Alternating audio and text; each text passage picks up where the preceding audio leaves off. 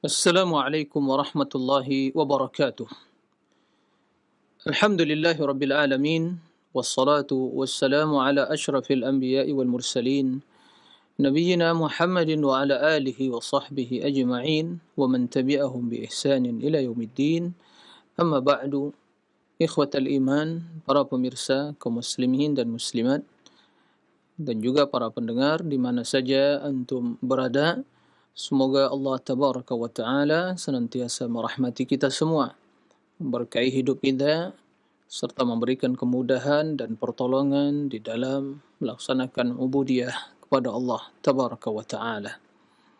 Alhamdulillah, segala puji dan syukur senantiasa kita haturkan kehadirat Allah Tabaraka wa Ta'ala yang telah mencurahkan kepada kita berbagai nikmat dan karunia, nikmat yang tidak bisa dihitung banyaknya, karunia yang tidak akan mungkin bisa kita nilai harganya, dan tentunya tidak akan mungkin bisa kita syukuri seluruhnya. Kerana nikmat demi nikmat membutuhkan kesyukuran.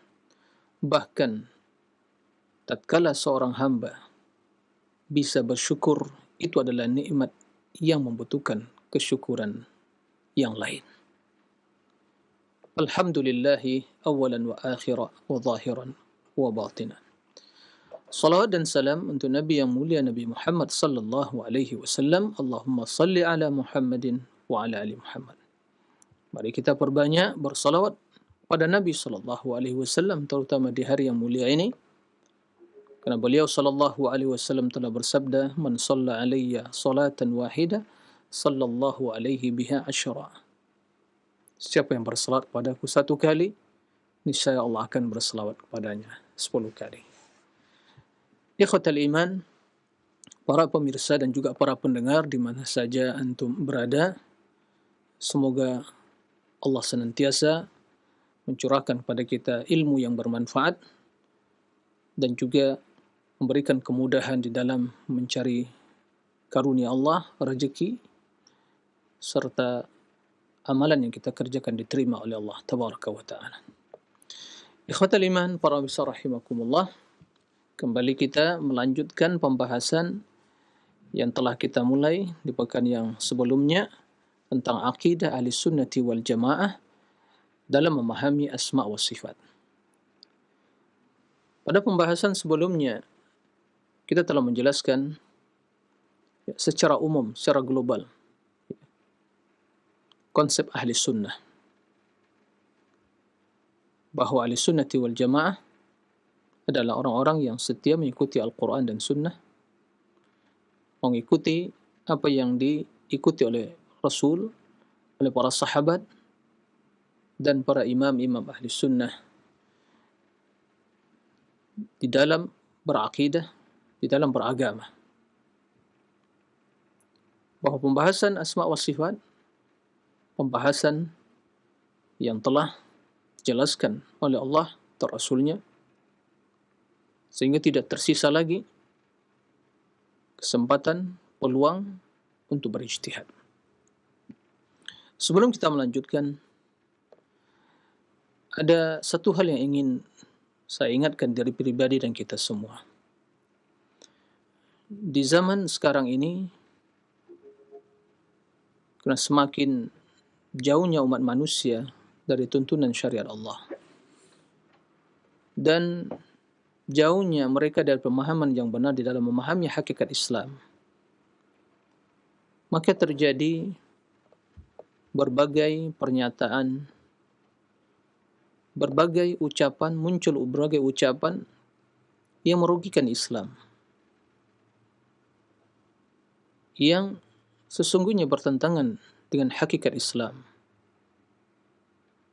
Kita tidak tahu apa yang sesungguhnya sedang dijalankan. Berbagai makar dan propaganda untuk menyudutkan Islam. Apa dosa Islam? Apa dosa agama Allah ini? Apa dosa kaum muslimin? Apakah dikarenakan mereka berpegang teguh dengan aturan Sang Pencipta, aturan Allah yang menciptakan mereka? Jika Allah tidak menciptakan mereka, tidak akan ada di permukaan bumi ini. Apakah karena mereka berpegang teguh, komitmen dan konsisten, ya, dengan aturan Rasulullah sallallahu alaihi wasallam, yang kalau tidak diutus Rasulullah tentu mereka lebih hina dari binatang. Mereka tidak akan mengenal al-haq, bahkan manusia tidak akan mengenal kebenaran sampai detik ini. Apa dosa kaum muslimin? Apakah mereka tatkala menjalankan syariat Allah yang terdapat dalam Al-Quran, dalam hadis Nabi SAW, kalau mereka ingin menjadi seorang yang tercermin atau terpancar dalam kehidupan mereka cahaya-cahaya kebenaran dan kemuliaan itu, mereka ingin melaksanakan syariat Islam, mereka ingin mengikuti Rasulnya, mereka ingin mentaati Allah dan Rasulnya, mereka ingin mempelajari agama, mereka ingin menguasai Al-Quran, mereka ingin menghafal. Para wanita muslimah ingin berhijab, ingin menerapkan syariat Islam, mereka ingin menjadi umat rahmatan lil alamin. Apa dosanya Islam sehingga bermacam kritikan, pernyataan-pernyataan, ungkapan-ungkapan yang tidak sejalan dengan Islam, yang merugikan Islam. Ya, oleh karena itu, kita semua dari level yang tertinggi sampai yang terendah, dari pemimpin sampai rakyatnya, dituntut untuk memahami hakikat Islam ini. Tidak hanya cukup sekadar kita menamakan diri sebagai Muslim, tapi kita harus mempelajari hakikat Islam.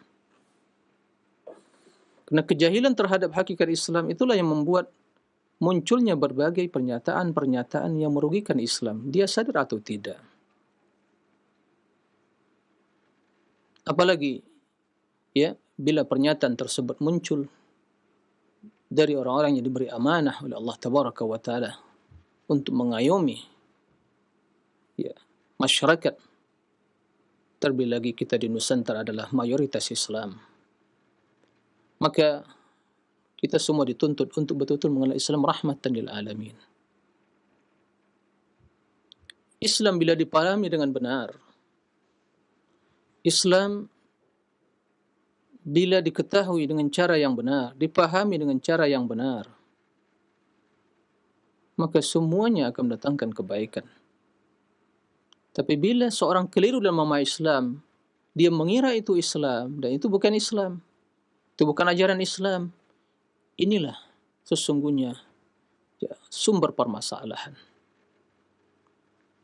Nah, yang harus dibenahi, yang harus dikritisi, yang harus diselesaikanlah pemahaman terhadap Islam tadi, bukan Islamnya, bukan Al-Qur'annya, bukan penghafal Al-Qur'annya, bukan yang berhijabnya. Pemahaman tersebut, inilah fungsi dari para ulama, inilah fungsi dari lembaga negara yang mengayomi umatnya, mengayomi bangsanya, masyarakatnya. Fungsi tokoh-tokoh masyarakat menjelaskan kepada umat pemahaman yang benar terhadap Islam. Ini kalau kita bangga dengan Islam, jika kita telah merasa mulia dengan Islam, ini bagian perjuangan yang harus dilakukan. Yakinlah, bila Islam ini dipahami dengan benar, dia akan membawa kedamaian.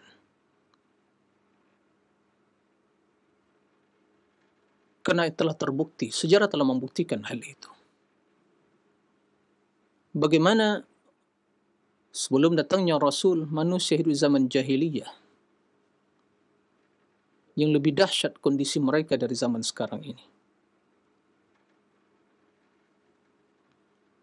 Datang Islam, rahmatan lil alamin, yang mengatur seluruh dimensi kehidupan manusia, sampai tatanan negaranya diatur, interaksi sosial masyarakatnya diatur, interaksi sama muslim, interaksi pada non-muslim. Ya, Islam yang menolak berbagai bentuk kezaliman. Islam yang menginginkan kebaikan kepada seluruh umat manusia. Karena Islam datang rahmatan lil alamin. Lalu kenapa manusia sekarang sibuk menyibukkan di sesuatu yang tidak bermanfaat bagi dia, bahkan merugikan dia, merugikan umatnya, bahkan merugikan agama dia? Maka kita dituntut untuk belajar. Maka kejahilan itu memang sumber petaka dan musibah. Tatkala seorang atasnamakan sebagai muslim atau sebagai tokoh atau mungkin pimpinan, kemudian dia berbicara tentang Islam, dia tidak paham tentang Islam, inilah yang menimbulkan permasalahan. Maka sudah datang waktunya bagi kita untuk kembali kepada Islam secara pemahaman yang benar dan pelaksanaan yang benar terhadap Islam, pemikiran yang benar terhadap Islam. Maka disinilah munculnya, atau di sini semakin tampak bagi kita untuk kita betul-betul mengkaji akidah yang benar. Islam secara kafah, yang mencakup semua dimensi dan lini kehidupan. Mulai dari keimanan kepada Allah yang mengatur urusan kita kepada Allah Rabbul Alamin, hubungan sama manusia, hubungan pada diri kita, hubungan penguasa pada rakyatnya, rakyat pada penguasanya. Ya, semua telah diatur. Ya. Bagaimana pemahaman yang benar?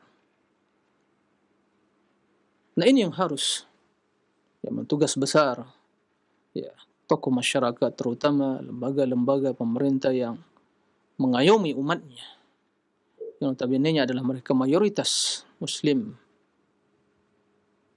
yang tidak diragukan lagi kesetiaan mereka, perjuangan mereka di dalam membela negara ini, dalam memerdekakan republik ini, perjuangan mereka tidak diragukan lagi.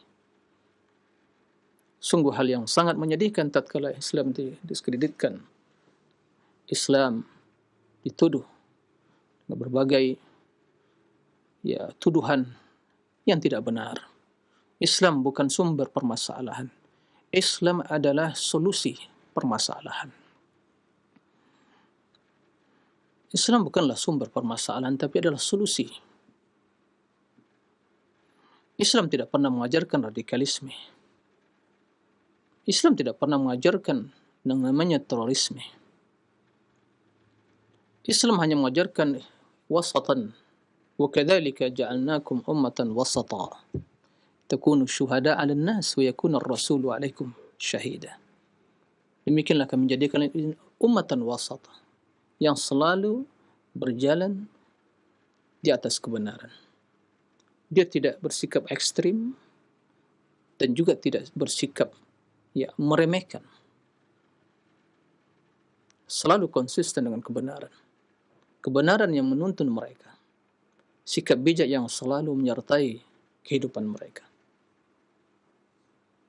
Demi Allah, wabillahi, watallahi, wallahi, Islam, bila kita pahami dengan benar, akan mendatangkan kedamaian, akan mendatangkan solusi, akan mendatangkan keadilan. Terjadinya carut marutnya berbagai sistem yang ada, karena mereka tidak mau menjadikan tuntunan Allah yang mengetahui kemaslahatan mereka. Mereka tidak mau mengambil tuntunan itu. Ikhwatal iman, para rahimakumullah, ini hal yang harus kita perhatikan. Kita berdoa untuk seluruh kaum muslimin, semoga Allah berikan hidayah kepada mereka, hidayah kepada tokoh-tokoh bangsa ini, para pemimpin bangsa ini, agar mereka sadar, agar mereka tidak mencurigai Islam ini, bahwa Islam datang dengan seluruh kebaikan. Islam yang diridhai oleh Allah, mustahil Allah meridhai sesuatu kalau mendatangkan musibah dan petaka bagi umat manusia. Mustahil. Kita membaca dalam surah Al-Maidah, Al-yawma akmaltu lakum dinakum wa atmamtu alaikum ni'mati wa raditu lakum al-Islam dina. Wa raditu lakum al-Islam dina. Allah ridai Islam. Inna ad-dina indallahi al-Islam. Mustahil Islam yang telah diridai, Islam yang diterima oleh Allah. Allah tidak menerima agama selain Islam. Wa may yabtaghi ghayra al-islami dinan falan yuqbala minhu wa fil akhirati minal khasirin. Dan diterima oleh Allah. Di akhir dia orang yang merugi. Kalau dia mencari segala selain agama dari agama Islam. Mustahil dengan kondisi seperti itu. Dengan berbagai kemuliaan, kesempurnaannya, keindahannya. Mustahil tidak bisa diterima oleh akal yang sehat. Mustahil itu menjadi sumber masalah, tapi adalah solusi terhadap masalah kehidupan manusia. Semoga ini menjadi perhatian dan semoga ini menjadi renungan kita semua agar kita berhenti dari menyematkan berbagai tuduhan-tuduhan atau mengatasnamakan Islam, tapi itu bukan Islam. Kita pahami Islam bukan dari perilaku segelintir orang yang menyimpang pemahaman pelaksanaan terhadap Islam, tapi kembali kepada sumbernya dengan bimbingan para ulama yang memahami hakikat Islam sesuai dengan kaidah-kaidah agama yang sangat mulia ini. Kembali baca Al-Quran. Apakah ada dari surah Al-Fatihah sampai An-Nas mengajarkan radikalisme, terorisme, menzalimi umat manusia, membunuh? Semua ada aturannya. Mengajak umat untuk menjadi yang berkasih sayang sama manusia. Menjadi umat yang taat. Menjadi umat yang berakhlak mulia. Menjadi umat yang jujur, yang amanah. Allah ya'murukum an tu'addul amanati ila ahliha wa idza hakamtum bainan nas an tahkumu bil 'adl. Subhanallah. Hadza wa dinullah. Inilah agama Allah yang harus kita pelajari, harus kita bangga menjadi penganutnya. Jangan sampai perkataan kita, perbuatan kita merugikan diri sendiri, agama kita, atau bangsa kita sendiri. Ikhwatal iman, para rahimakumullah. Kita lanjutkan pembahasan kita tentang akidah Ahlus Sunnati wal Jamaah terhadap tauhid al-asma'i was sifat. Terhadap tauhid al-asma'i was sifat. Pada kesempatan kali ini kita akan menjelaskan keutamaan mempelajari asma wa sifat. Kalau kita sering selama ini mempelajari tauhid, uluhiyah gitu tentang ibadah keutamaannya, disiplin ilmu tentang fikih keutamaannya, ilmu hadis tentang keutamaannya, tafsir tentang keutamaannya, kaidah-kaidah fikih dan usul fikih, para ustaz menjelaskan tentang keutamaannya. Maka juga sudah seyogyanya kita juga menjelaskan keutamaan ilmu ini. Keutamaannya. Pertama, agar kita memahami kedudukan ilmu tentang nama-nama Allah dan sifat-sifatnya atau tauhid al-asma wa sifat. Ini semakin menanamkan dalam kita kecintaan sungguh untuk memahaminya.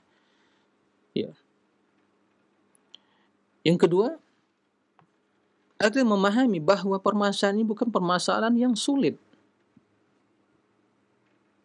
Ini permasalahan yang sejalan dan sesuai dengan fitrah. Bahkan ini merupakan gizi, suplemen hati, makanan jiwa,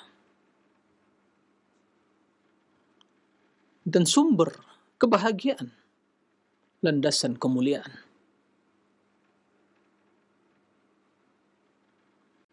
Mustahil jika kondisinya seperti itu hal ini menjadi permasalahan yang sulit. Nah, munculnya persepsi yang negatif, sampai-sampai Sebagian mengatakan bahwa pembahasan tentang sifat-sifat jangan disuguhkan, jangan menjadi materi umum kajian di jamaah-jamaah. Mereka enggak paham. Berat, bukan ringan, kata mereka. Subhanallah. Ya. Ini permasalahan yang sangat simpel sebenarnya. Permasalahan yang sangat ringan. Tatkala seorang yang mempelajari, dia memahami, meyakini, pasrah dan berserah diri kepada Allah dan Rasulnya. Selesai masalah. Tiada lain yang dia baca, yang dia pelajari kecuali hanya yang apa yang tertera dalam Al-Quran, dalam hadis. Karena sumbernya hanya satu, sumber saja. Wahyu. Dan wahyu telah jelas. Qala Allah wa qala Rasul, jelas. Persepsi negatif tersebut terhadap ilmu tauhid asma wa sifat, atau akidah secara umum usuluddin, tatkala mempelajari ilmu tersebut tidak lagi merujuk kepada wahyu, tidak lagi merujuk kepada Al-Quran dan hadis, tapi yang menjadi sumber utama adalah akal. Nah, dari situ munculnya persepsi negatif tadi. Dari situ munculnya kekeliruan dalam memahami pembahasan yang mulia ini. Dengan berbagai istilah-istilah yang tidak bisa dipahami, sulit untuk dipahami, karena pembahasannya, istilahnya tidak jelas lagi, udah multi penafsiran, kalimat-kalimat yang global, yang mencakup berbagai makna, yang sulit dipahami oleh orang yang kata mereka memiliki logika, apalagi orang awam yang tidak memahami yang seperti itu. Maka apa yang terjadi? Kesesatan, kebingungan. Sampai-sampai mereka bingung. Enggak tahu. Enggak tahu di mana Allah yang mereka ibadati. Ini kebingungan. Kegoncangan dalam berpikir, kebingungan dalam berakidah.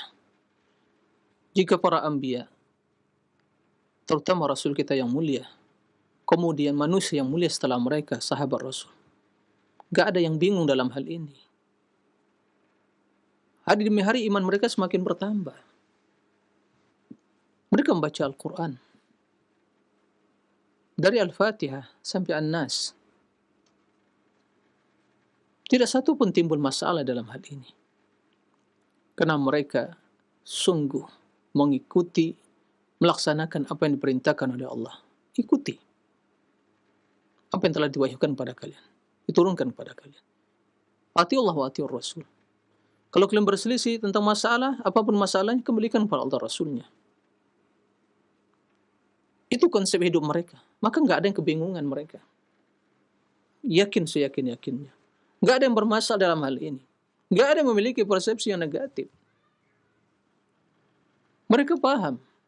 Iman kepada Allah itu meyakini Allah sebagai sang pencipta rububiyah. Meyakini bahwa Allah Subhanahu wa ta'ala yang wajib atau yang berhak hanya diibadati. Mereka yakin bahwa Rabb yang menciptakan tadi, Rabb yang berhak diibadati, Rabb yang maha agung, yang maha mulia. Dan oleh karena itu, dia memiliki sifat dan nama yang menunjukkan keagungannya, sehingga dia berhak untuk diibadati. Itu enggak ada keraguan di kalangan para sahabat, enggak ada itu. Enggak ada yang meragukan hal itu. Enggak ada yang mempermasalahkan. Maka tatkala muncul orang-orang filsafat, ahlul kalam, mengkaji, membahas permasalahan agama ini secara khusus usuluddin yang mereka istilahkan sebagai perkara teologi. Usuluddin, pokok-pokok agama itu terjemahan bebasnya, akidah. Tapi yang usul yang dipahami bukan usul akidah ahli sunnah, tapi prinsip-prinsip teori-teori filsafat dan ahlul kalam. Pemikiran-pemikiran yang menyimpang, yang muncul dari sekte-sekte yang muncul dalam Islam, itu yang diadopsi. Itu yang digabungkan. Ya. Sehingga apa yang terjadi? Ya kebingungan. Karena mustahil akal bisa sampai memahami permasalahan-permasalahan yang gaib seperti itu. Itu yang terjadi. Jadi intinya, pernyataan-pernyataan yang muncul dari sebagian tokoh, ya, dari sebagian yang sibuk dengan berceramah ke sana sini, ya, yang diikuti oleh sekian banyak, ya, followernya di dunia maya, sehingga muncul pernyataan-pernyataan yang menyimpang dari akidah sampai mengingkari tidak tahu di mana Allah, mengingkari sifat-sifat, munculnya dari sini. Itu hanya sebagai ya efek, pernyataan itu efek dari ya pola pikir, konsep yang diikuti di dalam memahami bab ini secara khusus. Jadi ini yang perlu diselesaikan terlebih dahulu. Landasannya ini. Tatkala seorang telah memiliki persepsi bahwa ini harus ditakwil, sifat-sifat Allah ini mutasyabih, gak jelas maknanya, ini kena persepsi yang negatif. Lalu bagaimana untuk bisa selamat? Ya harus takwil. Itu. Seperti itu. Jadi persepsi negatif kena dah teori-teori filsafat ahlul kalam tadi. Tapi kalau dia kembali kepada Al-Quran, bahwa Allah mengatakan gak ada yang serupa dengan Allah. Ya, kita semua agungkan Allah, menerima apa yang datang dari Allah, pasrah, istislam, kan begitu. Selesai masalah. Allah mengatakan demikian. Allah yang menetapkan untuk dirinya, bukan Anda. Anda berbicara tentang siapa? Pembahasan kita bukan berbicara tentang makhluk sekarang ini. Ya, berbicara tentang Sang Pencipta yang menciptakan seluruh makhluk ini. Dan kita akal yang sehat memahami jelas tidak sama antara Allah dengan makhluk. Afaman yakhluq kaman la yakhluq afala tadhakkarun, kata Allah. Ya. Apakah Sang Pencipta sama dengan diciptakan? Maka mereka tidak ingat menggunakan logika akal yang sehat. Ya enggak sama. Maka tatkala ya, teori-teori yang kita pahami dalam membahas keilmuan ya, yang berkaitan dengan makhluk, kita gunakan ya sebagai standar untuk membahas tentang pembahasan tentang Allah. Ya, ya keliru tentunya.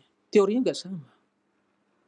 Ya sama saja tatkala berbicara tentang kedokteran, teori apa? Ekonomi yang digunakan.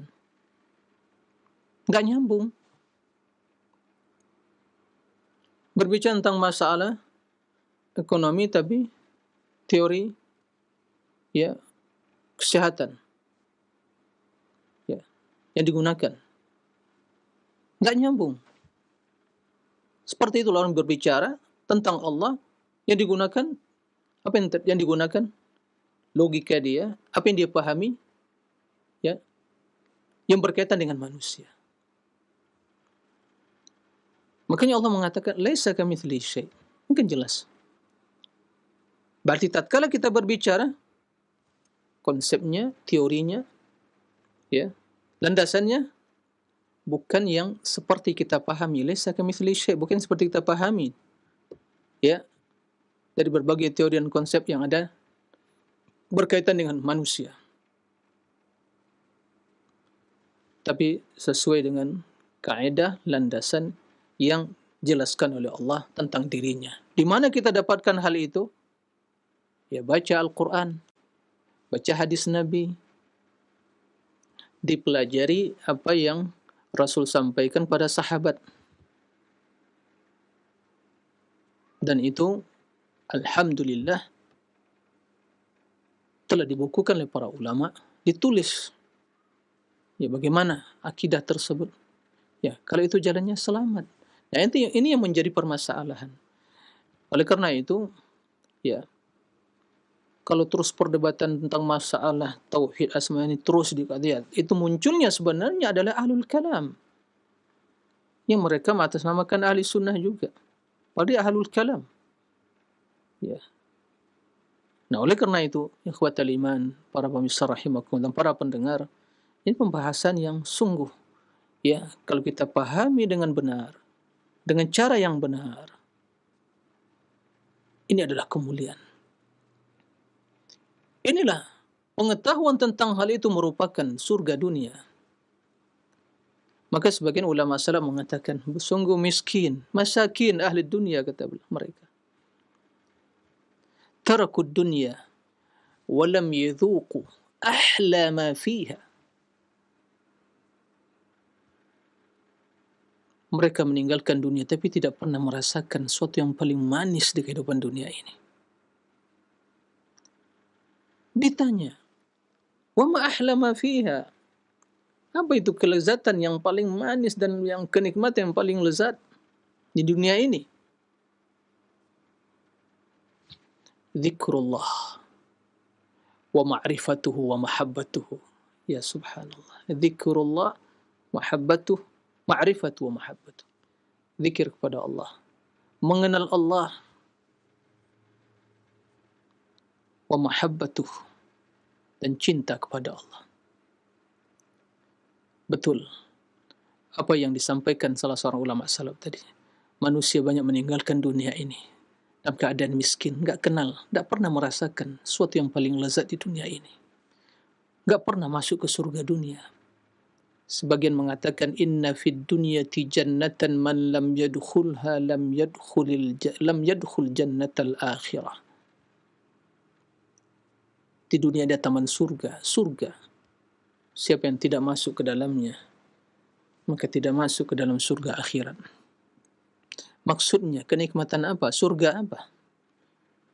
Surga yang bersemi di dalam jiwa seorang hamba, keimanan kepada Allah, ma'rifatullah,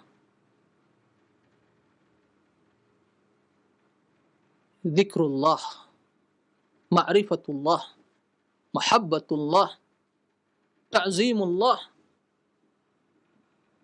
Itu surganya ahlul iman di dunia ini. Ya. Itu yang dirasakan Nabi SAW.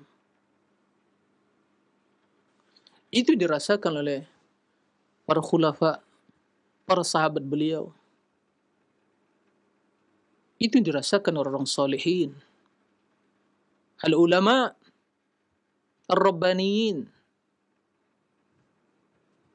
ahli taqwa wal khasyah, orang yang bertakwa dan takut pada Allah.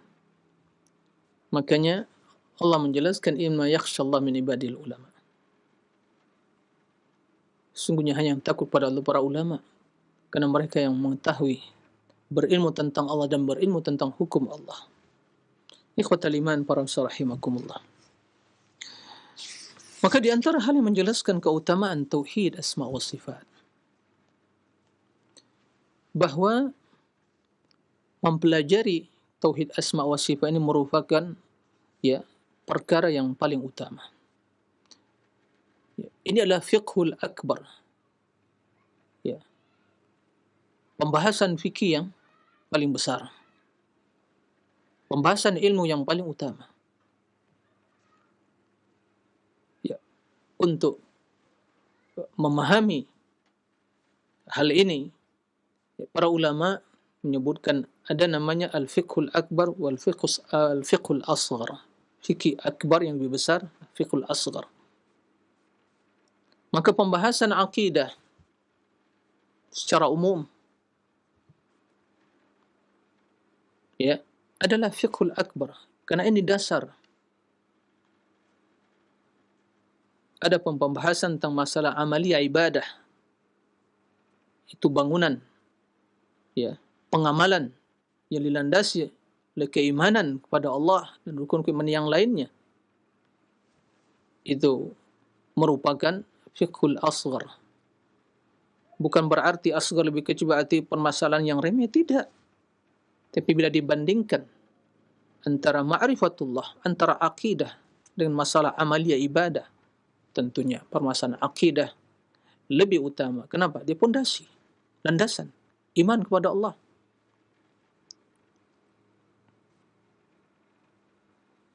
Ikhwatal iman wa rahimakumullah. Maka di dalam hadis kita sering mendengar Rasul mengatakan, "May yuridillahu bi khairan yufaqihu fid din." May yuridillahu bi khairan yufaqihu fid din. Siapa yang Allah hendaki atau kehendaki, ya, kebaikan baginya, Allah akan membimbing dia untuk, ya, tafaqquh. Dia menjadi orang yang paham, menjadi orang yang berilmu. Ya. Terhadap apa? Dalam agama, terhadap agama. Fiqh fid din. Ya. Pemahaman tentang agama tentunya yang paling utama masuk ke dalam makna al-fiqh fid din adalah mengenal Allah. Dan mustahil seorang bisa mengenal Allah kalau tidak mengenal nama-nama dan sifat-sifatnya. Nah, ini asas, ini landasan iman. Iman kepada Allah, kita mengatakan iman kepada Allah, rukun yang pertama. Semua rukun-rukun yang lain, iman kepada malaikat, iman kepada kitab, kepada para rasul, yaumul akhir dan qada wal qadar, itu dibangun di atas iman kepada Allah. Ya. Dan keimanan kepada Allah dibangun di atas 3 landasan utama tadi, atau 3 keyakinan yang tidak bisa dipisahkan satu dari yang lainnya. Meyakini rububiyah Allah, meyakini uluhiyah Allah, meyakini asma wa sifat. Bahkan uluhiyah, bahkan asma wa sifat, ya, asma wa sifat ini mencakup uluhiyah dan rububiyah.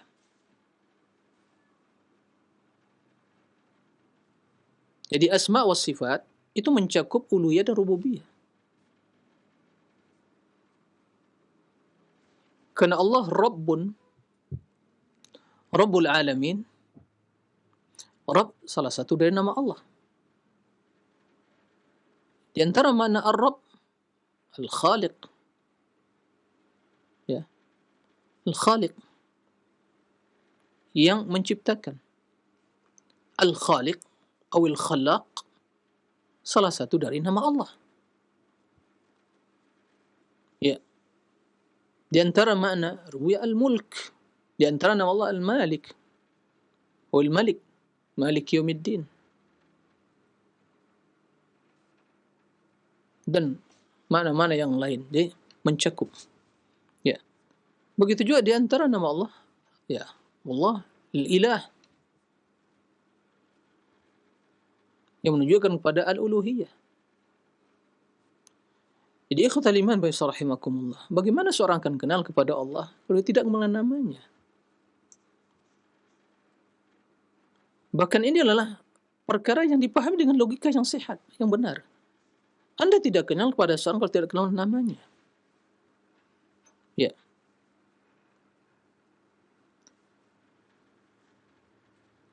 Dan bila tidak kenal, Anda tidak akan cinta.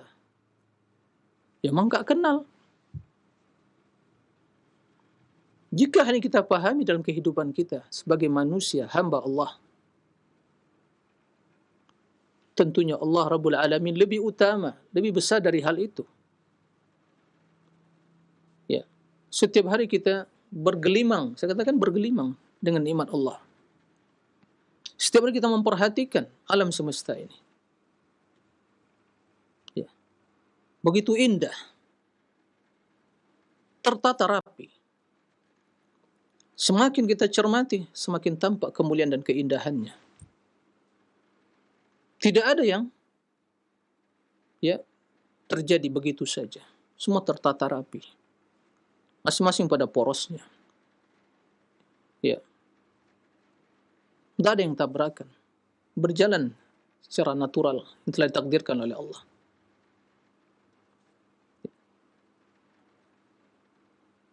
Mustahil bila alam ini ada begitu indah dan rapi. Kalau Sang Pencipta tidak memiliki kemuliaan, keagungan, dan kemuliaan keagungan tersebut itu akan bisa dipahami, diyakini, dan diimani tatkala kita mengenal nama-nama dan sifat-sifatnya yang dijelaskan oleh Allah dalam Al-Quran, dalam hadis.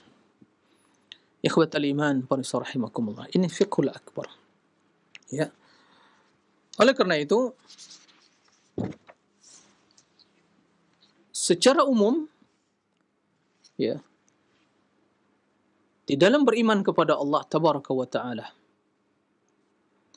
itu kita harus memahami dua, ya, bentuk tauhid yang itu mencakup ketiga tauhid rububiyah, uluhiyah, asma wa sifat tadi.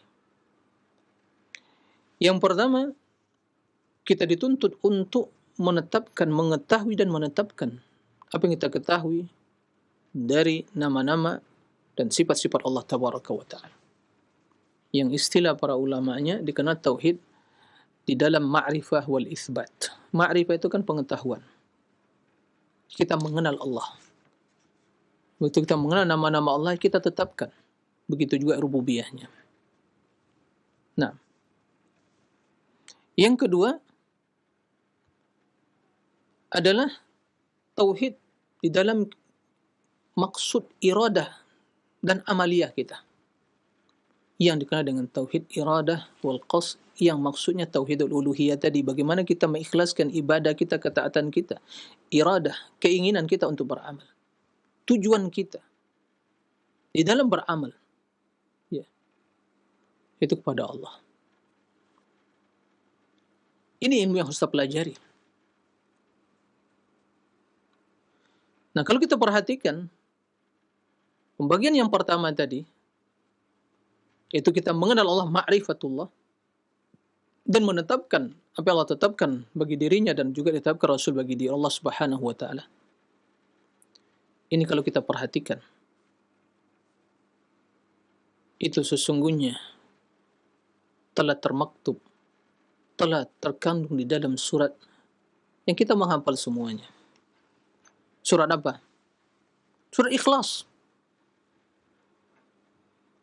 Surat Ikhlas. Ya. Qul huwallahu ahad.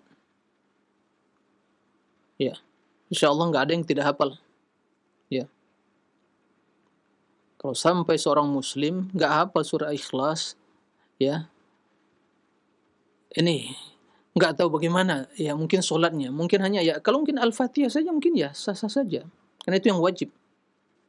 Tapi bagaimana dia sholat sunnah yang lainnya, ya.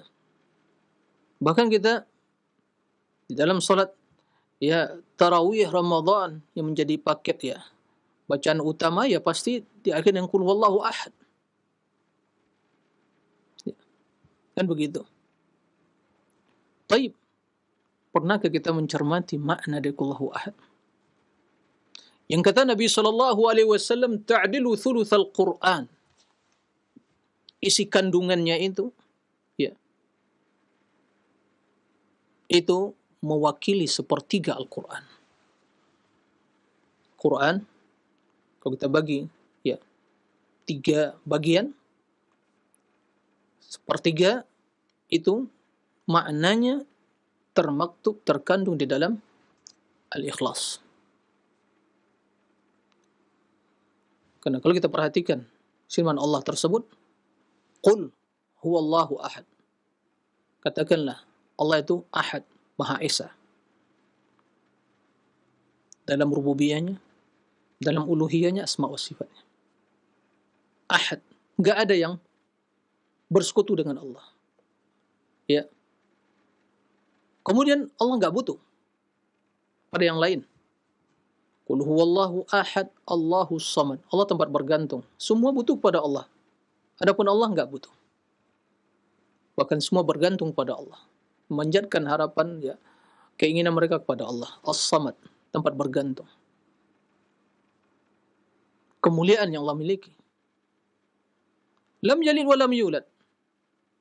Tidak yalid, beranak. Wa lam yulad, tidak beranak. Kenapa? Karena Allah yang maha sempurna. Allah Al-Ghani, yang maha kaya, yang memiliki seluruh sifat kesempurnaan, keagungan, gak butuh ya pada hal itu, karena itu sifat manusia, sifat makhluk ya, karena mereka tidak ada kemudian diadakan. Allah maha kaya, wal ghaniyul hamid, manusia miskin, fuqara, Allah wal ghaniyul hamid. Kemudian walam yakul lahu kufuwan ahad, gak ada seorang pun yang menyerupai Allah. Laisa kamitslihi syai'. Ini berbicara tentang sifat Allah. Dan sepertiga dari Al-Quran, isi kandungannya, itu berbicara tentang nama-nama dan sifat Allah. Bahkan pembahasan tentang nama dan sifat Allah ini lebih banyak, lebih utama di pembahasan tentang makan, minum, bahkan tentang ma'ad, tentang akhirat. Silakan Anda baca, wahai Muslim yang cinta kepada Allah, pada Al-Quran, baca Al-Quran itu. Baca di surah Al-Fatihah. Saya ingin baca, kita membaca. Jangan sedang menghatamkan saja, membaca. Tilawah. Ya, dibaca itu. Begitu membaca ayat pertama surat Al-Fatihah, udah ketemu langsung itu pembahasan ma'rifatullah tadi. Ya. Langsung. Alhamdulillah Rabbil Alamin. Alhamdulillah. Lillah. Allah. Rabb. Rabb itu nama Allah. Rabbun. Yang menunjukkan pada sifat rububiyah. Ini berarti rububiyah Allah subhanahu wa ta'ala. Baik. Kenapa Allah Rabb? Karena Allah memiliki keutamaan, kemuliaan. Memiliki sifat. Di antara sifat Allah dan namanya Rabbul Alamin, Ar-Rahmanur Rahim. Ar-Rahmanur Rahim, dua asma Allah Al-Husna yang menunjukkan kepada sifat rahmah. Yang satu luas, yang satu spesial. Rahmah yang mencakup seluruh umat manusia, yang spesial bagi orang beriman. Rahmah. Yang begitu luas rahmat Allah. Rahman, nama Allah. Rahim, nama Allah, sifatnya Ar-Rahmah. Malik Yaumiddin. Malik Yaumiddin. Malik, menguasai. Ya. Lahu mulkus samawati wal ard. Mulk menunjukkan pada rububiyah. Dan dia sifat Allah. Dan merupakan nama Allah, Malik. Nah. Dan surat yang paling mulia dalam Al-Quran, Al-Fatihah. Ayat yang paling mulia, yang paling agung, ayat kursi. Dan itu semua penuh dengan nama-nama dan sifat Allah. Ya subhanallah. Lalu ada orang yang menyatakan pernyataan yang aneh, nyeleneh. Ya. Dia tidak sadar atau tidak. Ini sulit pembahasan ini. Bukan ringan. Bukan ringan. Ini yang disuguhkan. Aina Allah. Ya bingung jamaah kata. Siapa yang bingung? Siapa yang buat bingung? Karena ustaznya bingung, apalagi jamaahnya. Yang bertanya bingung, apalagi yang menjawab. Sama-sama bingung. Karena persepsi udah bingung. Sementara pembahasan asma wa sifat ini akan mendatangkan ketenangan, ketentraman batin. Semakin yakin, semakin cinta kepada Allah. Semakin mengetahui hakikat kehidupan ini.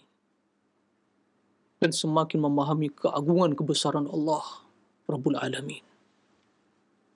Yang akan menanamkan sifat takut. Sifat muraqabatullah. Termotivasi untuk beribadah. Ini perbedaannya. Ini menghibur jiwa. Karena seorang tak kala dia sedang kesedihan. Begitu datang, dia mengenal sang kekasih dia datang, mengetahui sifat-sifatnya, kemuliaannya, ya, kehidupan dia terasa lebih bermakna karena ada yang mendampingi. Dia mengetahui kecintaan itu menanamkan ketenangan dalam dirinya. Itu dalam kehidupan kita sebagai manusia hamba Allah. Lalu bagaimana dengan Allah yang lebih tinggi dari apa yang kita gambarkan tadi, lebih tinggi dari apa yang kita persepsikan tadi?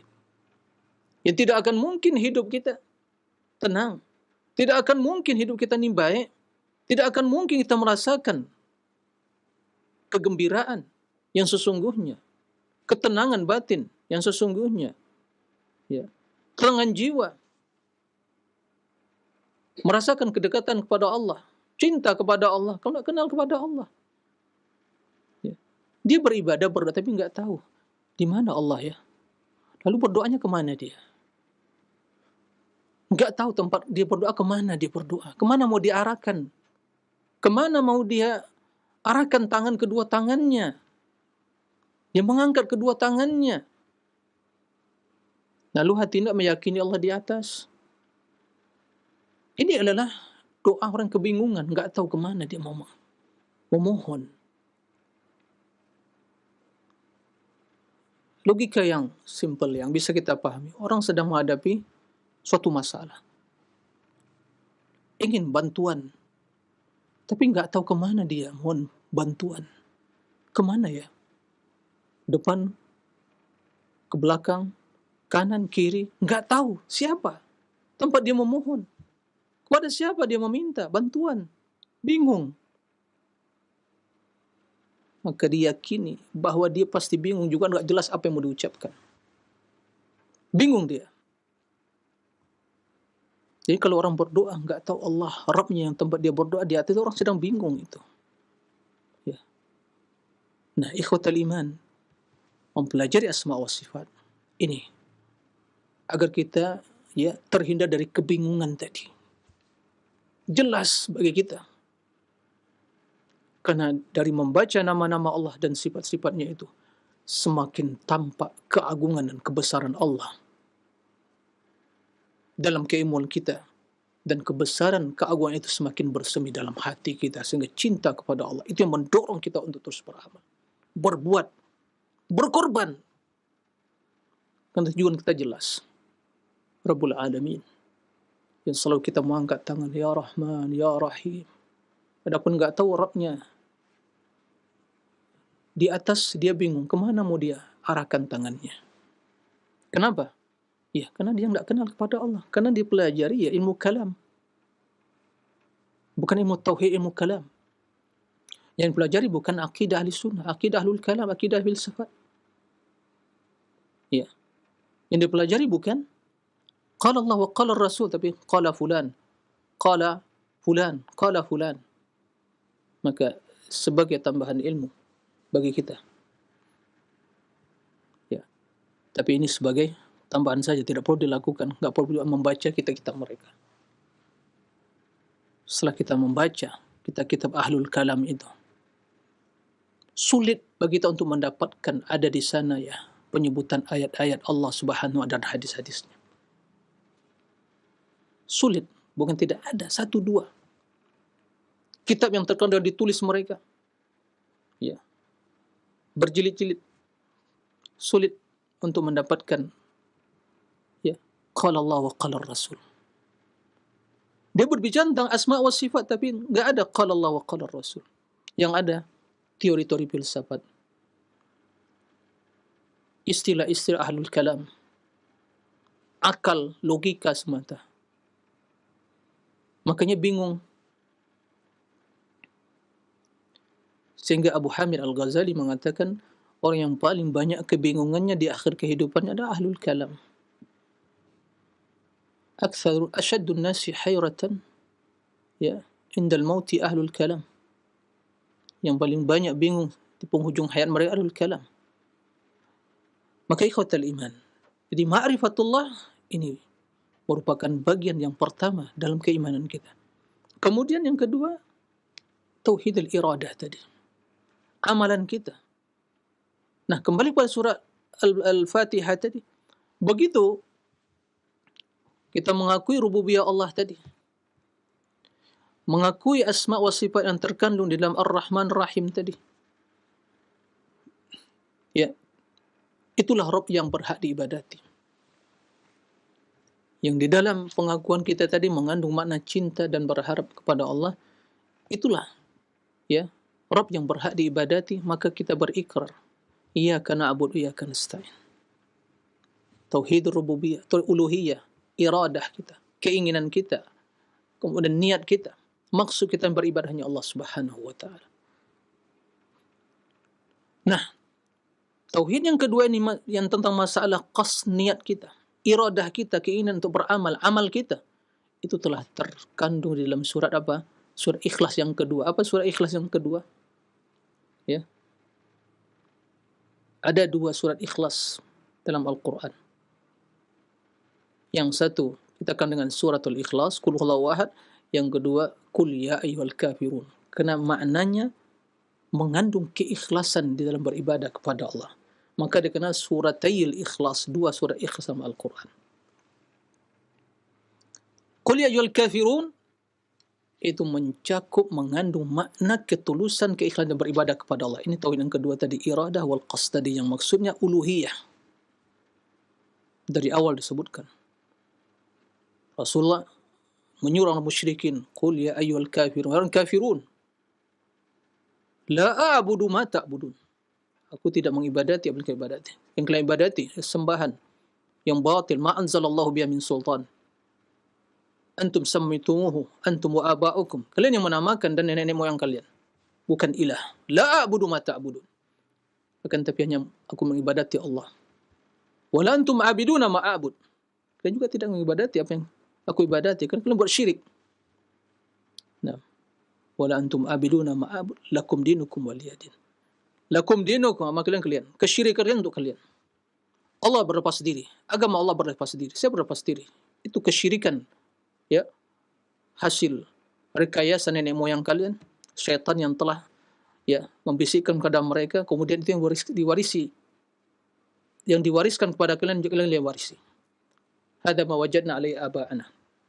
Tapi yang aku ibadati kata Rasul, Allah wali din, untukku agamaku, ikhlas, abidun, yang beribadah kepada Allah. Ini ikhlas, ibadah kepada Allah. Oleh karenanya ikhwatal iman fa rahimakumullah, saya akhiri, ya, penjelasan ini. Tatkala kedua surat Ikhlas tadi mencakup kedua dari bentuk atau macam tauhid tadi, yang mencakup 3 tauhid yang kita jelaskan. Pertama, tauhidul ma'rifah yang terkandung di dalam surat Qul huwallahu ahad, yang ini mencakup rububiyah dan asma wa sifat. Kemudian tatkala Qul ya ayyuhal kafirun yang mencakup tauhidul iradah wal qasd, maksud iradah kita, amal kita, ya, talab kita, menuntut, mencari, ya, yaitu tauhid al-uluhiyah, keikhlasan beribadah kepada Allah, ya. Maka inilah di antara hikmah dan rahasia kenapa Rasul sallallahu alaihi wasallam, ya, di awal hari kehidupannya, di setiap, ya, awal kehidupan beliau, begitu beliau bangun, ya, waktu fajar telah masuk dan sebelum beliau salat subuh, kedua ayat ini yang beliau baca di raka'atainil fajr, yang beliau baca di solat sunat sebelum fajar, yaitu raka'atainil fajr yang khairu minad dunya wa ma fiha, lebih baik dari dunia dan seisinya. Pada rakaat pertama beliau membaca apa? Qul ya ayyuhal kafirun. Rakaat kedua Qul huwallahu ahad. Kata para ulama, di antara hasil beliau ingin terus mengikrarkan bahwa awal kehidupan beliau diawali dengan tauhid ma'rifah kepada Allah dan keikhlasan beribadah. Begitu juga kita mendapatkan mengakhiri hari-hari beliau, ya, begitu masuk malam hari, maka beliau juga membaca, dalam sebuah disebutkan membaca, di antara yang beliau baca juga dalam salat, ya, salat maghrib, membaca Qul ya ayyuhal kafirun, Qul huwallahu ahad. Subhanallah, awal hari diawali dengan tauhid, akhir hari ditutup dengan tauhid. Maka kehidupan kita dari awal sampai akhir labudda harus dalam lingkaran tauhid.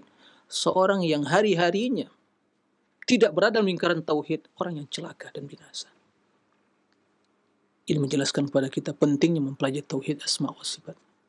Menjelaskan kebatilan pernyataan bahwa ini perkataan yang berat, bukan ringan, buat bingung. Karena ya yang menyampaikan bingung, apalagi yang mendengar bingung, tambah bingung. Mudah-mudahan ini menjadi renungan kita. Semoga apa yang disampaikan tadi semakin menambah keyakinan kita. Kita harus semakin bersungguh-sungguh mengenal hakikat tauhid yang telah Allah jelaskan dalam Al-Quran dan terjelaskan oleh Rasul dalam hadis-hadisnya yang sahih. Nah, Allahumma amin. Demikian, wallahu a'lam.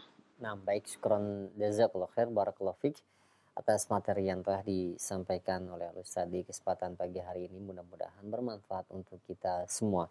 Dan untuk selanjutnya kami buka sesi interaktif, sesi soal jawab. Bagi Anda yang ingin bertanya, silahkan Anda bisa mengirimkan pertanyaan untuk materi di kesempatan pagi hari ini. Baik,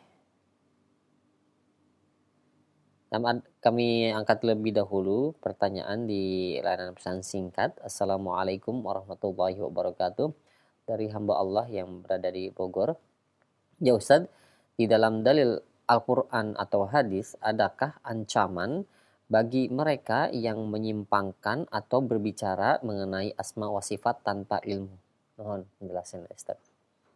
Baik, terima kasih kepada yang bertanya dari Bogor. Ya, pertanyaannya, apakah ada ayat yang menjelaskan ancaman bagi mereka yang menyimpang di dalam memahami asma dan sifat? Jawabannya, na'am, ada.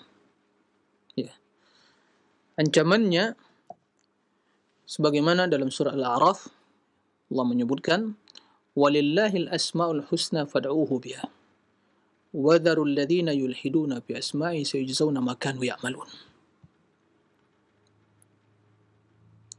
Kata Allah Subhanahu wa taala, walillahil asmaul husna fad'uuhu biha. Allah memiliki asmaul husna. Fad'uuhu biha. Fad'uuhu biha. Maka serulah Allah, ibadatilah Allah, seru Allah dengan nama-nama tersebut. Nah, jadi kita beribadah dengan asmaul husna. Ya, ibadah kita enggak terlepas dari asma Allah dan sifat-sifatnya. Kadang ibadah kita, terutama solat kita, tidak terlepas dari zikir, tidak terlepas dari pujian. Yang kita puji, yang kita sebut Allah Rabbul Alamin, kita ibadati. Kita berdoa. Fad'uuhu biha. Dengan nama-nama tersebut. Ya. Ini juga menunjukkan pada kita, setiap hari, setiap waktu, setiap saat kita beribadah. Dan beribadah enggak terlepas dari asmaul husna. Mungkinkah perkara ini menjadi perkara yang berat, sulit? Mustahil. Ringan. Ya. Mudah dipahami.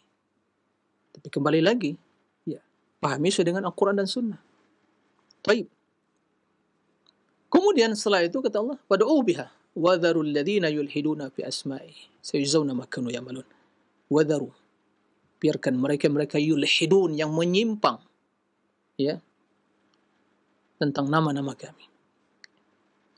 Dalam menetapkan, dalam memahami, ya, nama-nama yang disebutkan Allah, mereka akan diberikan balasan, ancaman, akan dibalas oleh Allah terhadap penyimpangan tadi. Ya, terhadap perbuatan mereka. Kapan? Ya, di akhirat. Jadi ilhad, istilah penyimpangan tadi, kalau terjadi penyimpangan, ancaman, jadi ilhad fi asma'illah wa sifati, penyimpangan. Ya. Nah, ini ancaman.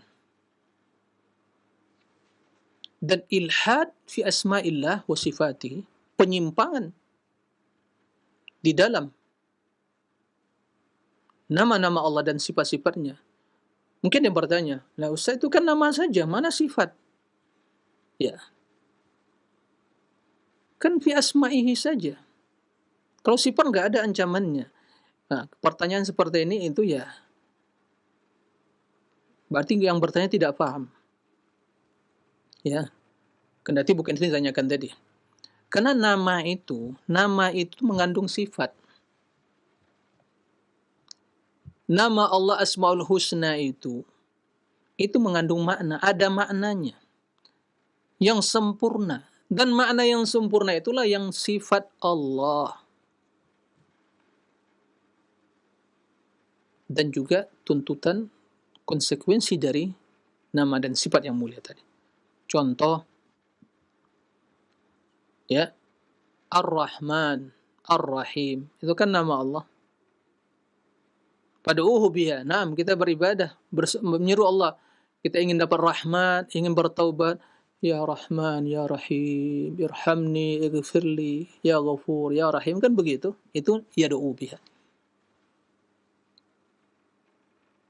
Itu mengandung makna yang sempurna. Apa makna yang sempurna? Yaitu rahmat. Makanya disebutkan dalam ayat lain, Huwal Ghafuru Dzur Rahmah, Huwal Ghafurur Rahim. Ya, Ghafur, Maha Pengampun, itu nama Allah. Rahim, Ar-Rahman Ar-Rahim, yang Maha Penyayang, Pengasih Maha Penyayang. Nah, Ar-Rahman itu memiliki sifat rahmah. Maka dalam ayat lain, dalam surah Al-Kahfi, Allah sebutkan, Huwal Ghafuru Dzur Rahmah. Dan ayat lain, Huwal Ghafurur Rahim. Jadi Ghafur Rahim, Ghafur namanya, Rahim namanya, Ghafur namanya, Rahmah sifatnya, Dzur Rahmah. Taib. Berarti tatkala Allah menyebutkan orang-orang yang menyimpang, yulhidun, penyimpangan dalam nama-nama dan sifat tadi, itu Allah akan ancamannya. Ya, Allah mengancam dia. Kalau berikan sanksi terhadap perbuatannya. Apa bentuk penyimpangan dalam memahami nama dan sifat tadi? Kurang lebih ada 5.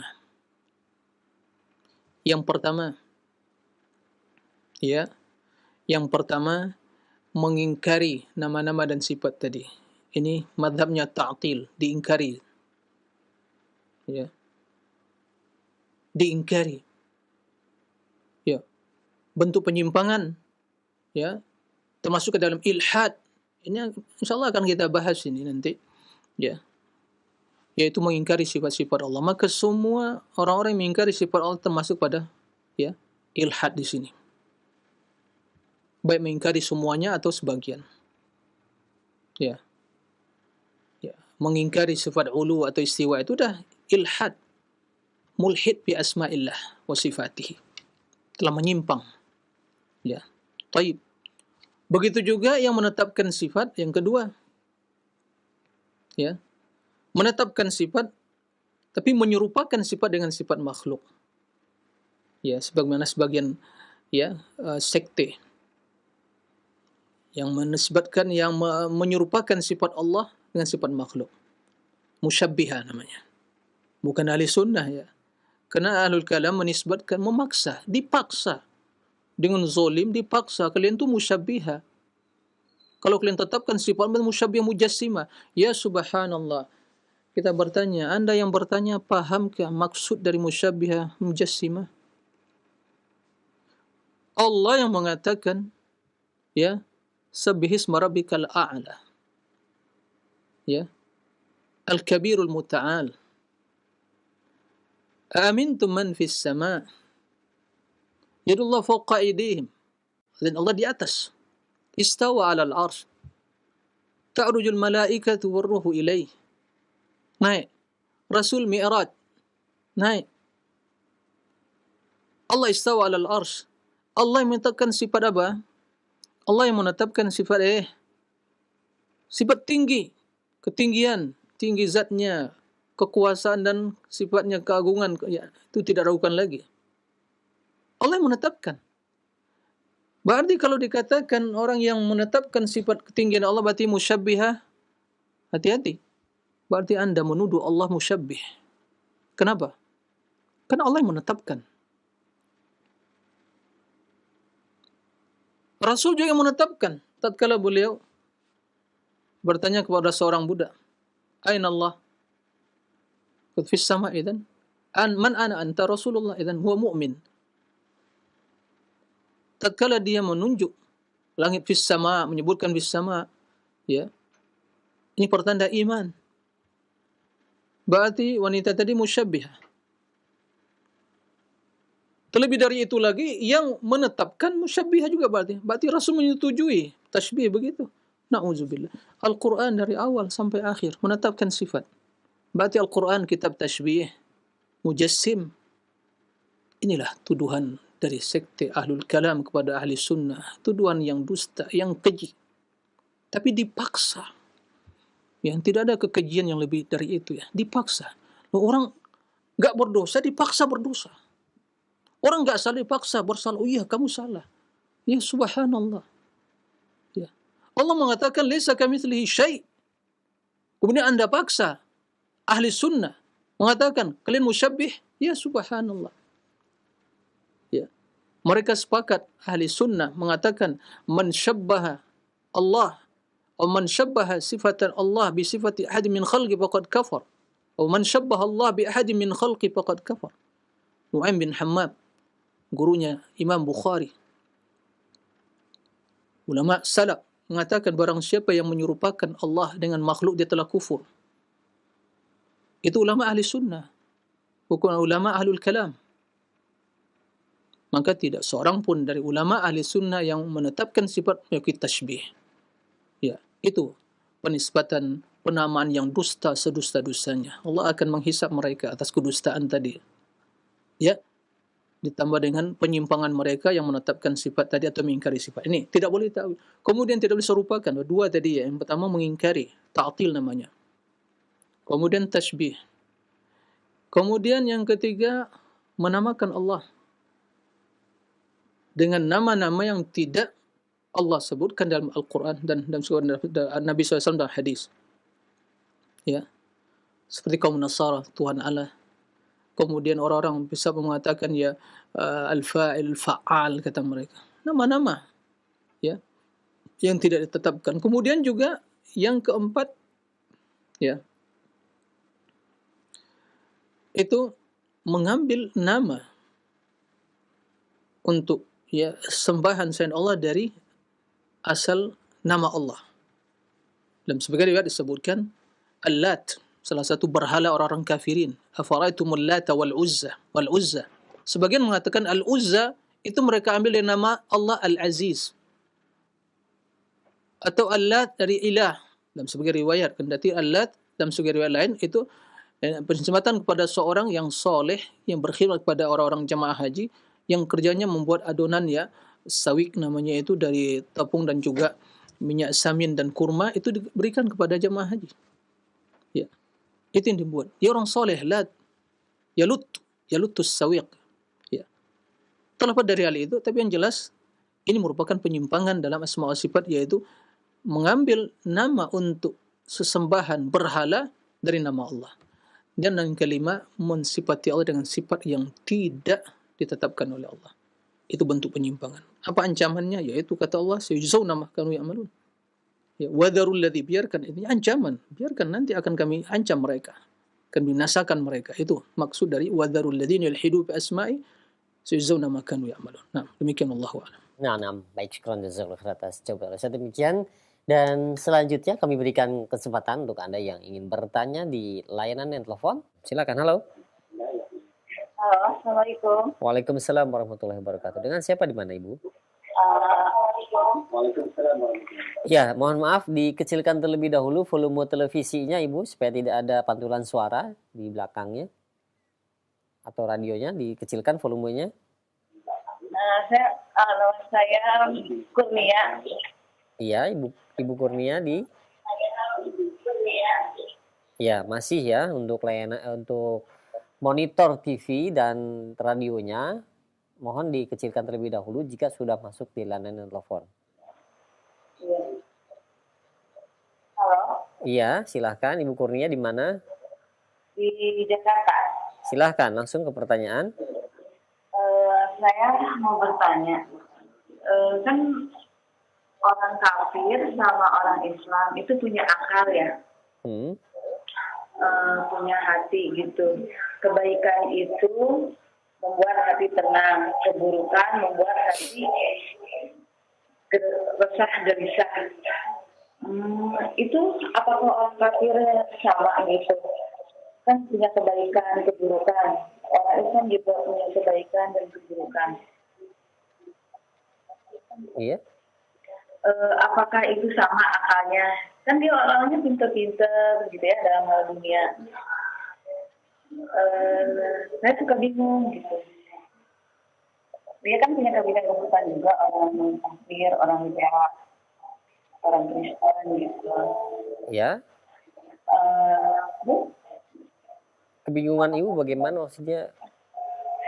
Apakah kebaikan keburukan itu menurut kita sendiri harus ada ilmunya gitu? Soalnya kan orang di luar Islam juga dia baik, Iya. buruk, ya gitu. Nah, ya mungkin bisa difahami juga. Ya nanti dijawab oleh Al Ustadz. Nah, terima kasih banyak Ibu Kurnia. Ya, silakan Ustadz. Baik.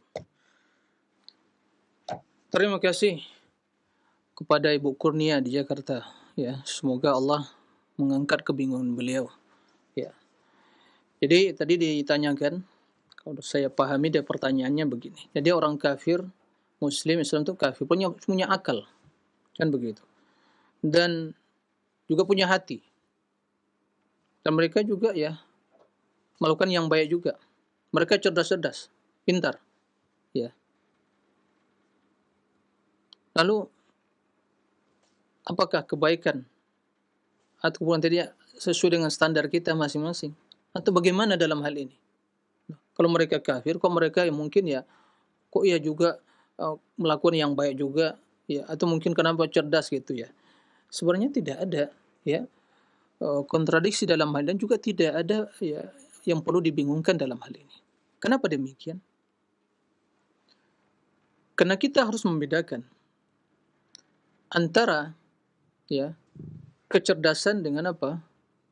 Kesucian. Ya. Karena yang kecerdasan yang lebih bertumbuh kepada ya secara intelektualnya, intelektualitasnya, artinya ketajaman pikir, cerdasan, jenius. Maka tidak ragukan Allah memberi akal kepada umat manusia. Nah, sesuai dengan ya dia terus mengasah, melakukan penelitian, terus mengkaji, kemudian ditambah lagi Allah berikan kecerdasan tadi. Ya. Maka dia akan memiliki ya, kecerdasan dan kejeniusan tadi. Karena tidak semua mereka ya kan. Taib. Ini yang pertama. Dan juga umat Islam, ulama Islam, orang yang paling cerdas. Permasalahan sekarang ini, karena teori-teori yang sains dan teknologi yang ada sekarang ini, ya, yang terus juga ini penemuan ilmuwan barat dan seterusnya, dan notabene mereka non-muslim, kita terkesima, silau pandangan kita. Oh iya, mereka cerdas-cerdas ya. Lalu kita melupakan kecerdasan umat Islam. Kecerdasan para ulama Islam, para sahabat. Ya. Kecerdasan Ibnu Abbas, kecerdasan Ibnu Mas'ud, kecerdasan Abu Bakar, Umar, ulama Islam, cerdas, jenius. Ya. Bahkan sampai ulama Islam, ya, ulama Islam dalam sejarah mereka mengumpulkan hadiah, mereka ada yang tidak pernah, mereka nggak pernah nulis, udah begitu dengar langsung terkopi. Itu nggak bayangkan bagaimana kecerdasannya itu akal mereka. Itu banyak. Dan penemuan-penemuan ulama Islam sejarah telah membuktikan hal itu. Bahkan teori-teori ya yang sekarang dikembangkan di barat, kalau kita lihat asal muasalnya mereka mencuri keilmuan ulama Islam yang mereka orang-orang yang cerdas. Satu sisi, itu satu sisi. Jadi sebenarnya ini bukan spesial dengan mereka. Tidak spesial dengan mereka. Ya, kita jangan main dalam hal ini. Umat Islam itu cerdas, jenius, banyak. Ya, mereka menghafal Al-Quran, mereka hafal. Mereka aja Injil gak dihafal mereka. Gak mampu mereka menghafal Injil. Secerdas apa mereka gak mampu menghafal Injil. Kita umat Islam. Ya, dunia ini begitu banyak para penghafal Al-Quran. Kalamullah dihafal. Cerdas mereka. Ya, cerdas. Akal luar biasa. Nah, baik. Kemudian ada satu hal yang harus kita pahami. Kejeniusan, kecerdasan itu tidak menentukan kebaikan dalam pandangan siapa? Agama. Tapi dalam pandangan manusia kan ya relatif. Oh, ini orang ini baik, kenapa? Cerdas. Kan satu sisi kebaikan. Tapi dalam Islam, ya, yang menjadi standar kebaikan bukan kecerdasan. Ya, harus kita rubah mindset kita. Kecerdasan itu nikmat dari Allah. Tapi kalau tidak disertai dan dibangun di atas ketulusan dan kesucian jiwa, maka tidak ada arti kecerdasan tadi. Orang-orang kafir Quraisy cerdas mereka. Tapi Allah mengatakan afala ta'qilun, tidak berakal kalian. Afala tadhakkarun, afala tubsirun, afala tasma'un. Ya, tidak kalian melihat, maka punya mata. Punya akal. Tapi Allah kenapa mengatakan afala ta'qilun? Tidak berakal kalian. Apa maksud di sini? Mereka punya otak, cerdas, tapi tidak digunakan menerima al-haq, tidak menerima Al-Quran, tidak digunakan menerima kebenaran datang dari Allah. Maka kata Allah, disebutkan, وَقَدْ ذَرَأْنَا لِجَهَنَّمَ كَثِيرًا مِنَ الْجِنِّ وَالْإِنسِ لَهُمْ قُلُوبٌ لَا يُبْصِرُونَ بِهَا وَلَهُمْ أَعْيُنٌ لَهُمْ قُلُوبٌ لَا يَفْقَهُونَ بِهَا وَلَهُمْ أَعْيُنٌ لَا يُبْصِرُونَ بِهَا وَلَهُمْ آذَانٌ لَا يَسْمَعُونَ بِهَا أُولَئِكَ كَالْأَنْعَامِ بَلْ هُمْ أَضَلُّ. Kami penuhi ya neraka jahanam itu dari menyangkut jin dan manusia. Mereka punya hati. Seringkali kita disamakan hati dengan akal, ada terkoneksi. Ya. Di mana akal itu? Apakah di hati atau di kepala, di otak? Beda para ulama. Tapi ada akal untuk memahami, ada akal yang hati untuk mengamalkan dan memahami. Ya. Taib, iradah. Ini luas pembahasannya. Tapi intinya, Allah mengatakan, kenapa mereka masuk neraka jahanam? Dari kalangan jin dan manusia. Punya hati untuk memahami, untuk menerima, tapi mereka la yafqahuna biha, tidak digunakan untuk memahami. Punya penglihatan, mata, tapi tidak untuk melihat. Punya pendengaran, tapi tidak mendengar yang hak. Apa kata Allah? Ya, mereka itu adalah adal. Balhum kal an'ami, balhum adal. Kal an'am, seperti binatang ternak, lebih sesat lagi. Bukan mereka tidak cerdas. Makanya Allah Subhanahu wa ta'ala menyebutkan juga orang kafirin, innal ladzina kafaru ya'kuluna wa yatamatta'una kama ta'kulul an'am. Yatamatta'una wa ya'kuluna kama ta'kulul an'am wan naru mathwal lahum. Orang kafirin dia makan dan bersenang-senang seperti makan dan bersenang-senangnya apa? Hewan ternak. Itu kata Allah, bukan kata saya. Lalu apa yang menyebabkan mereka seperti itu? Apa mereka tidak punya akal? Jenius. Ya, tapi akal mereka tidak digunakan menerima kebenaran. Maka orang-orang filsafat yang dahulunya Sokrat, ya, Platon, dan juga Aristoteles, orang-orang filsafat cerdas. Tapi mereka tidak beriman kepada para anbiya yang risalah yang dibawa oleh para anbiya. Aristoteles, tokoh filsafat, muallim awal, guru pertama kata mereka ahli filsafat. Teori-teori filsafat yang ada yang diadopsi ahlul kalam sekarang ini, yaitu dari teori dari Aristoteles tadi. Dia tidak beriman kepada Allah. Tidak beriman. Cerdas dia. Maka disinilah kita semua memahami. Kata Imam Syafi'i, "Adz-dzaka'u biduni zaka' la yanfa'." Kata Imam Syafi'i. Kejeniusan, kecerdasan bila tidak disertai dengan kesucian hati tidak bermanfaat. Nah, bagaimana hati menjadi suci? Menerima kebenaran, menerima tauhid, menerima iman, menerima Islam, melaksanakan baik. Jadi begitu. Itu kacamata Islam melihat kecerdasan tadi. Ya. Dan kesolehan dan kebaikan tadi tentu dilihat dengan kacamata Islam.